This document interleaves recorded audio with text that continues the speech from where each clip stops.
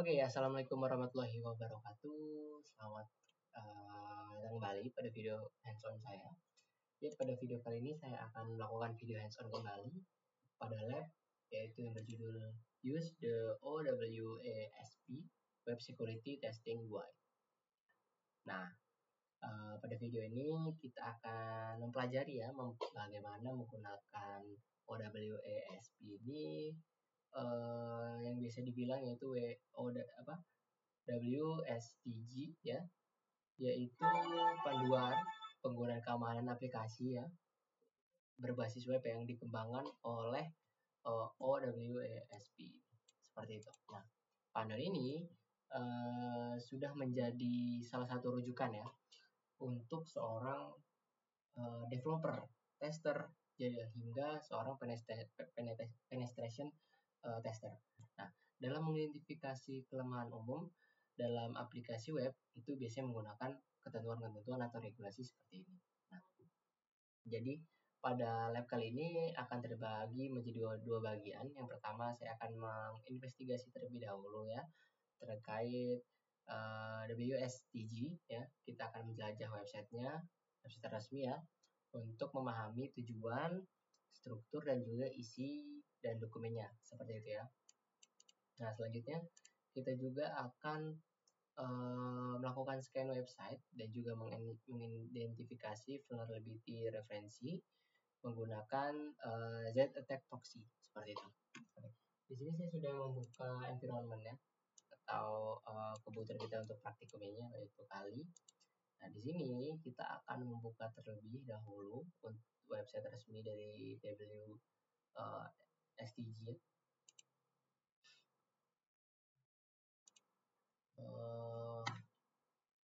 Yaitu nah ini.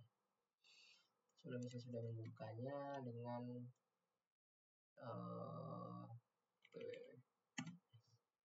ini. Nah, di sini hal pertama yang kita lakukan adalah meninjau informasi utama pada halaman depan ya. Yaitu dari sini kita bisa memahami tujuan dari OWASP ini adalah memberikan panduan ya. Memberikan panduan yang komprehensif untuk menguji suatu keamanan aplikasi web secara sistematis, mencakup berbagai hal ya, mulai dari autentikasi, otorisasi, manajemen sesi, hingga input validation seperti itu. Nah, mungkin kita bisa masuk ke tab release versionnya. Nah, di sini kita bisa lihat versi terbaru yang dirilis ya.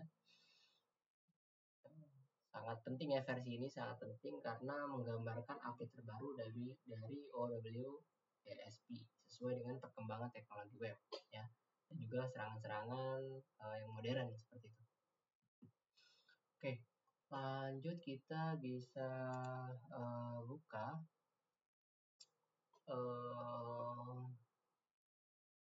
kita bisa mencari, kita buka nih halaman utama dulu. Table of contentnya mana nih? Ada nggak biasanya? Biasanya ada table of contentnya nih. Konferensi ya, di sini juga bisa terlihat. Oke, lanjut aja nih. Kita bisa mencari ya. Kita bisa mencari yang namanya forward ya. Forward. Jadi bisa coba. Penting ini ya. Nah, dari Eoin Carey. Nah, pertama dari bagian forward ya, kita bisa membaca pengantar dari Carey. Sorry, salah baca. Dalam tulisannya, beliau ini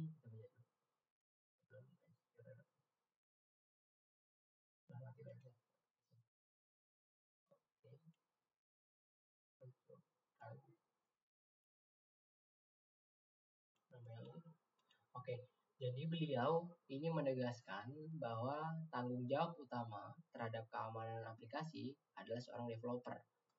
Artinya, keamanan itu bukan hanya tugas tim IT security semata saja ya, tapi harus menjadi perhatian sejak awal proses pengembangan suatu aplikasi web maupun mobile seperti itu ya. Jadi kemudian ini introduction. Nah, di bagian introduction ya, ini dijelaskan ya bahwa pengujian keamanan harus dilakukan setiap fase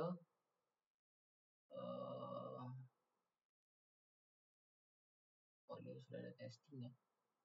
Setiap fase SLDC ya, atau software development life cycle. Jadi mulai dari tahap desain, implementasi hingga deployment. Ya, tujuannya buat apa? Untuk memastikan bahwa potensi-potensi ataupun celah keamanan itu bisa ditemukan sedini mungkin. Seperti itu. Jadi di dalam introduction ini, oke. Ini dia ya. Seperti itu. Nah, jadi di bagian introduction ini disebutkan 3 faktor utama ya yang diuji, yaitu kerentanan teknis ya, lalu konfigurasi sistem, dan juga proses bisnis yang dapat terekspos melalui aplikasi web seperti itu.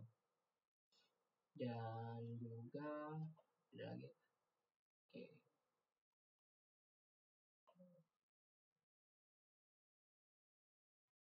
Testing unit. Nah, di sini juga WSTG ini juga memperkenalkan 4 teknik pengujian utama ya, yaitu manual inspection, jadi memeriksa kode dan konfigurasi secara manual. Selanjutnya juga ada automate scanning ya, bisa juga dinamakan ini threat modeling ya. Jadi kita memeriksa kode dan konfigurasi secara manual. Jadi kalau automate scanning ini menggunakan tools utama seperti ZAP ya, seperti itu. Nah, selanjutnya ada penetration testing. Nah, penetration testing ini, penetration testing ini yaitu dilakukan uji coba serangan secara langsung pada suatu application atau website, dan juga threat model ya, itu menganalisis aplikasi dari sudut pandang penyerang seperti itu. Oke. Jadi bisa kita simpulkan bahwa dari webs ini ya,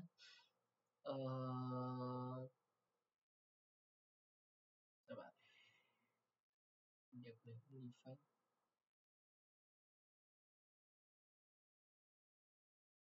Oke, itu tadi nih kegiatan kita melakukan ekspor di OWASP website resminya ya. Nah, selanjutnya kita bisa lanjut ke part 2. Selanjutnya kita masuk untuk melakukan scan website and investigation vulnerability reference ya.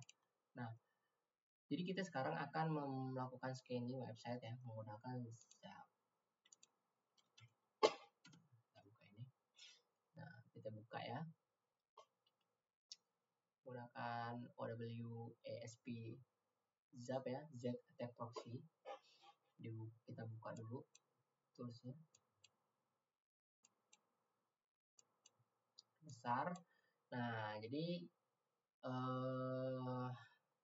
nanti kita jelasin pas sudah proses aja. Oke. Check for no. Nah, jadi kita sudah selesai. Tadi kita sudah melakukan minta opsi ya, proses session.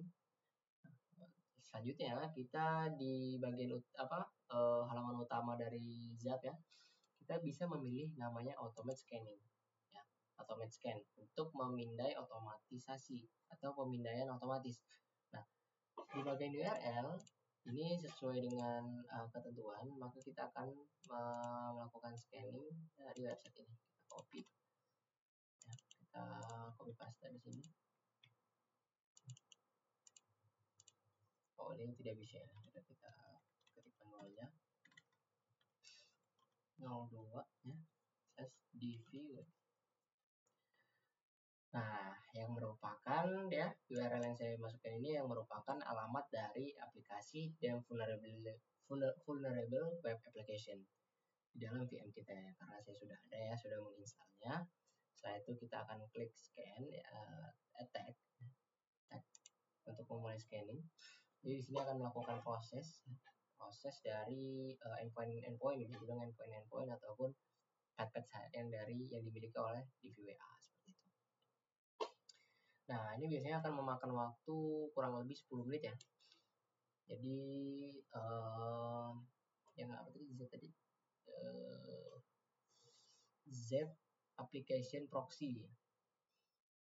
Jadi akan melakukan 2 tahapan yaitu yang pertama yaitu web spider untuk merayapi ya, bisa dibilang merayapi seluruh halaman yang dimiliki oleh target kita. Selanjutnya dia akan melakukan vulnerability scanning untuk menguji kerentanan pada setiap resource yang ditemukan dari URL ini. Seperti itu. Kita akan tunggu proses selesai. Ya. Setelah selesai, CPU saya naik ya, sampai 100% digunakan untuk melakukan scanning. Karena memang bisa terbilang cukup berat ya untuk proses dari Z berarti Z lupa sih. Z attack proxy ya. Z attack proxy yang cukup lama ya.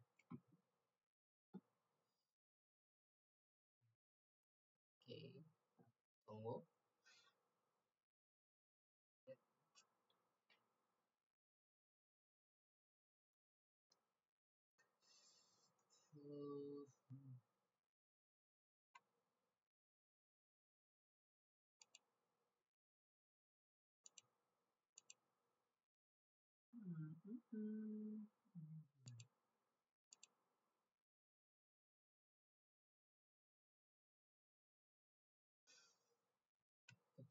Oke. Nah, di sini sudah selesai prosesnya ya. Jadi kita setelah selesai ini bisa membuka tab alerts ini ya. Nah, bisa seperti ini. Oke, cukup. Di sini adalah seluruh kerentanan yang ditemukan akan ditampilkan dengan level severity yang berbeda-beda. Nah, jumlah alert yang ditampilkan ini akan menjadi gambaran awal nih mengenai seberapa banyak sih masalah keamanan yang ada pada aplikasi atau target kita tadi, seperti itu ya. Nah, kita akan menemukan pertama yaitu adalah remote code execution. Kita bisa buka. Nah, jadi di sini bisa kita, nah ini ya, bisa kita lihat. Oke, kita perbesar. Oke. Nah, di sini kita analisis terlebih dahulu ya. Bahwa salah satu hasil ya, yaitu adalah remote code execution. Ini setelah kita lihat detailnya, ini terlihat bahwa remote code execution ini dia memiliki ID yaitu CVE 2012. Bisa kita cek. Nah, dari informasi ini kita tahu nih bahwa sumber kerentanannya adalah sumbernya itu berasanya di bagian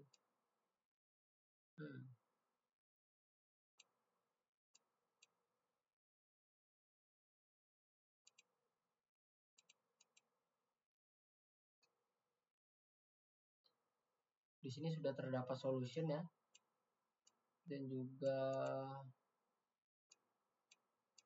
oke. Sebelumnya kita copy dulu deh. Kita masuk ke bagian ini. Oke, setelah itu kita buka CVE. Nah, ini untuk kita cek apa sih ya kode ini, apa kode dari ini. Itu CVE 2012 1823. Search. Nah, ini ya terdapat ini. Kita bisa cari detailnya. Biasanya sudah ada mitigasinya seperti itu. Nah, di sini bisa kita lihat When configuration CGI script does properly handling query string can lack equal sign karakter which remote attack. Jadi seorang attacker itu bisa melakukan remote attack ya dengan mengexecute arbitrary code dari command yang dilimpahkan ya. Ada di bagian string query. Hal ini mengindikasi ya bahwasanya kerentanan ini kelemahan pada PHP CGI ya, yang memungkinkan si penyerang itu menyisipkan suatu parameter tambahan di URL seperti itu. Nah, kerentanan ini dapat dieksploitasi untuk melakukan yang namanya tadi remote code execution ya. Artinya apa? Jadi penyerang ini bisa melakukan atau menjalankan perintah berbahaya di server target hanya dengan memanfaatkan kerentanan ini atau bug ini. Nah, setelah itu ada alert text ya, ada alert text ini mencantumkan referensi dari yang namanya WSTG ya. Kita bisa nyalain URL-nya. Bisa nih. Oke, kita cari, kita copy. Kalau kita buka di sini, dan di sini kita akan diarahkan pada WSTG ya. Misal ini testing for command injection ya, yang seperti remote tadi ya. Nah, inilah kekuatan dari WSTG atau WSTG ya. Jadi setiap kerentanan yang nyata yang ditemukan melalui tools yang saya gunakan tadi ya, Z-Attack Proxy, bisa langsung dikaitkan dengan panduan atau kajian-kajian pengujian manual dari OWASP ya, sehingga kita mendapatkan suatu pemahaman mendalam ya tentang bagaimana sih kerentanan itu terjadi, bagaimana mitigasinya, dan juga cara mengetesnya seperti apa, seperti itu. Oke, itu tadi adalah praktikum dari hands-on dari saya, video hands-on dari saya. Dan secara singkat untuk kesimpulannya, bahwasanya OWASP ya, Web Secure Testing Guide ini sangat bisa dibilang sangat membantu ya organisasi ataupun suatu develop dalam mengamankan aplikasi web yang mereka miliki karena menyediakan suatu panduan lengkap dan sistematis seperti itu. Nah, dari sisi penetration tester ya, WSTG juga bisa menjadi acuan metodologi standar saat melakukan uji penetration terhadap suatu aplikasi dari klien mereka seperti itu. Oke. Sekian video dari saya Hari. Wassalamualaikum warahmatullahi wabarakatuh.